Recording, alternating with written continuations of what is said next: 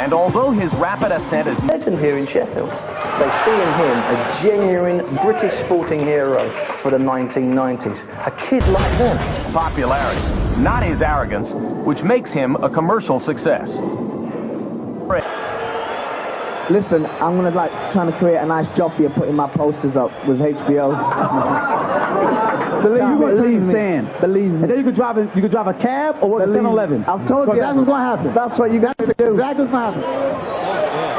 They've done their best to try to express their hatred for one another, but in reality, as you can see from yesterday's weigh-in, they amuse each other. They've had at least 2 long... Well, the South, he tipped this round, and it looks as though he's going to do it too, because it's given him, it shouldn't permit him to... Introducing him now. Shots again. Time to do it too, Hamid. It's almost 4 minutes. It's almost 4 minutes.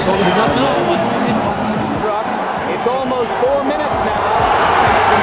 Close to catching Hamid. That's what was that.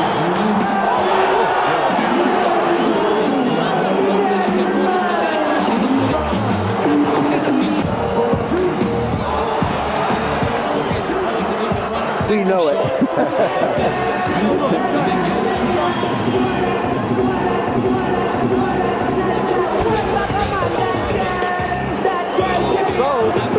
glad we were designated to televise it.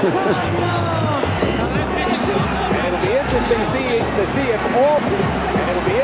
to see if all that survives as he continues his tour through the boxing world. Now watch for the flip. Backflip over the top.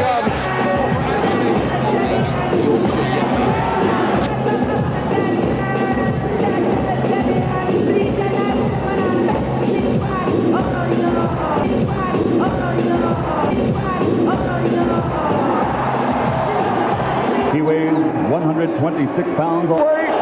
Champion of the world, presenting Prince Nazim Holman. Come on, guys. All right, let's do this. And to partake in it, he's at a disadvantage. And that's what happened. Kelly started to go into the wrong kind of stuff. He didn't need that. He got into Naz's world. And the first jab was landed by the Prince Hassim.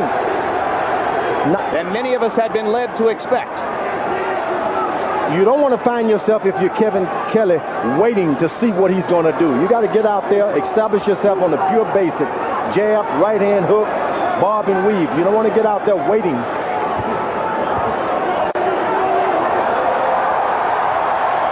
With most of his punches so far, Hamed has been able to land straight right hands. And he's been in too many wars for the taste of most of his supporters. They want to see Kevin box. So far, Hamed has beaten Kelly to the punch with both hands. The good thing about Kelly, the fight is on no matter what. If it goes into 6th round, he still believes that I can get a knockout. So he's willing to waste a few rounds. First 2 minutes of the fight, Hamed is a puzzle that Kelly is unable to solve. But down goes the Prince on Kelly's first series.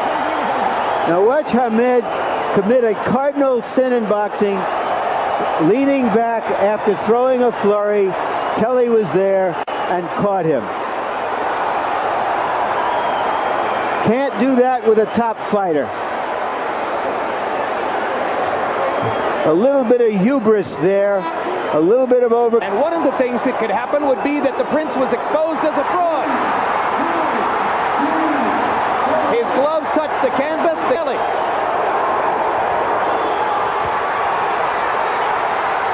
Yeah, I think the last knockdown was fluke.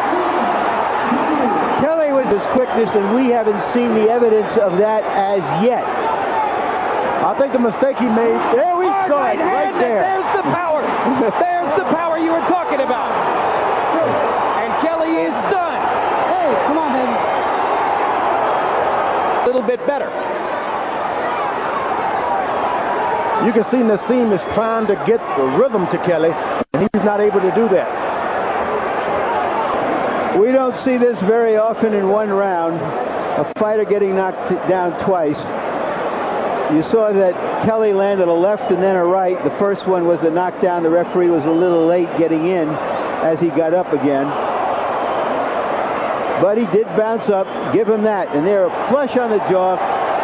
Kelly, like Junior Jones, his pal in the first fight, got a little cocky with his power, left himself open, and caught one from Hamed. And that's what was ruled a slip right there, Larry.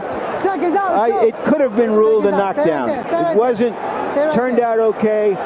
Oh, when you're fighting against a powerful, good boxer like Kevin who has good balance, you better watch your own balance. And bad balance contributed to that second Kelly knockdown of Hamed in round 2. Now Kevin's starting to try to establish the straight right jab. That was a good jab by Kevin Kelly that did some damage. Kelly lands a left cross. Hamed ducking, sliding along the rope. In other fights, he's had his ways. He hasn't been in with anybody as good as Kevin Kelly. Hamed seems to see dropping his hands in there is not getting him in. And get more aggressive again. You want to say to Nassim, stop pulling back with your head, but then you lose the total fighter. You wanted to say that to Muhammad Ali, too. Yeah, but you lose the total fighter because they do what they do. It makes them so good.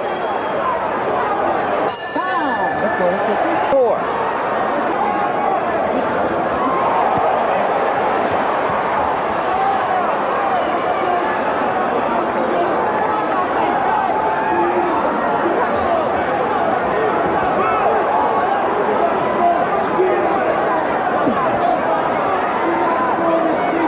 Seems that Kevin Kelly is getting the best of the counterpunching. You would expect the opposite.